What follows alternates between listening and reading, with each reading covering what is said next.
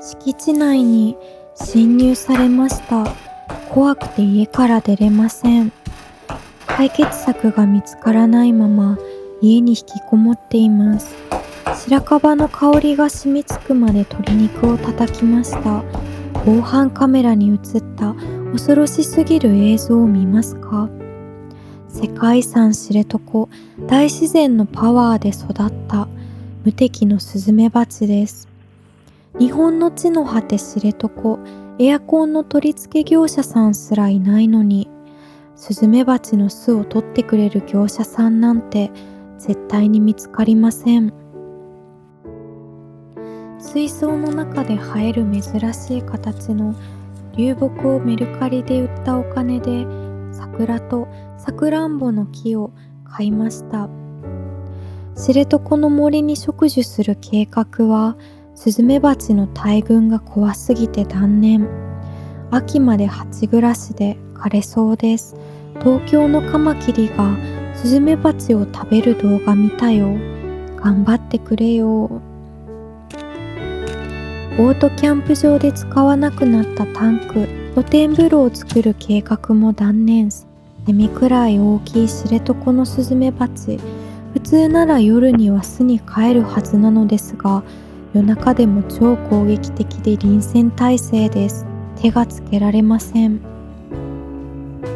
スズメバチ用の毒ガス銃で攻撃しても速攻で反撃されて敗走。家にスズメバチの巣ができて駆除する業者さんがいない場合どうすればいいですか？ドローンで神風アタックして負けました。巣がブリザードで吹き飛ばされる冬まで外に出れなくなりました。陰の田舎暮らし。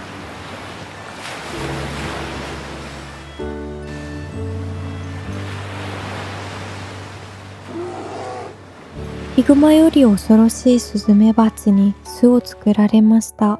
8月の暴れっぷりより落ち着きましたが、9月になってもこのありさまです。怖くて庭に出れません。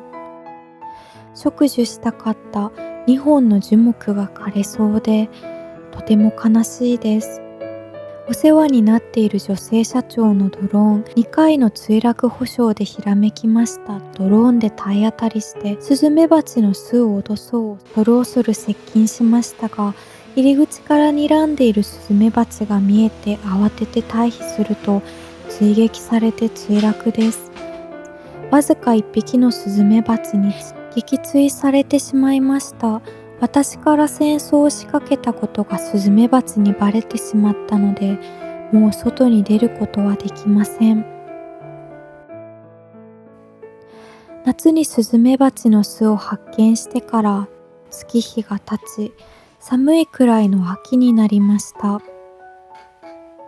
スズメバチの巣は秋に巨大化して、もう手がつけられず、お部屋に引きこもってじっと隠れています。羅臼岳の登山道にあるエキノコックスの心配がない美味しい湧き水を鍋に入れて、知床の鳥を知床で育った白樺の香りが染みつくまで叩きました。金槌で叩くと粘り気が出てつなぎがいらない鳥 100% 団子が出来上がります。春に庭で咲く二輪草を1年分乾燥させています。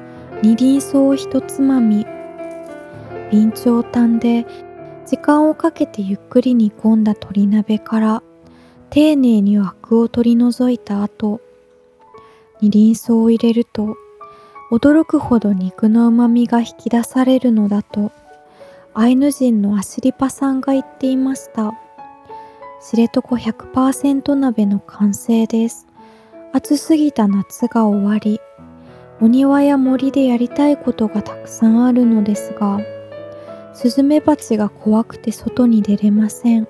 風速20メートル、冬のブリザードで蜂の巣は吹き飛ばされるのか、名建築家と言われるスズメバチの巣が残るのか、自然に身を任せて見守ることにしました。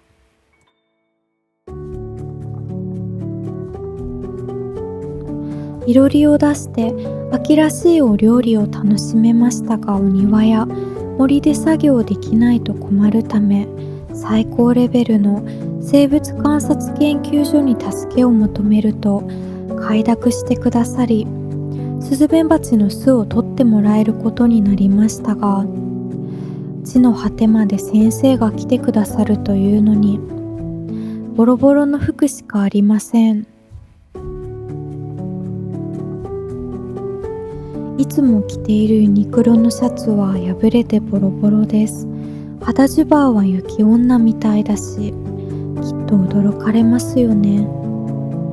記者会見で着た制服なら大丈夫かな。視聴者様はどう思われますか？この衣装の感想をコメント欄で教えてください。破れていない服は久々でドキドキします。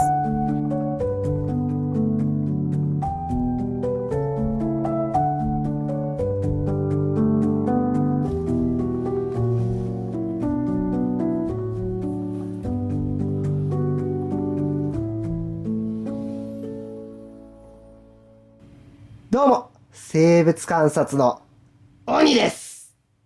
おお、しっかりやってる。しっかりやってる。もう一発やっとこう。鬼でーす。おお、しっかりやってる。素晴らしい。はい。生物観察の鬼はいとも簡単に恐ろしいスズメバチの巣をもぎ取って、すべてのスズメバチが生きたまま連れて行かれました。YouTube 初採集、世界遺産のスズメバチの巣とその家族の運命は。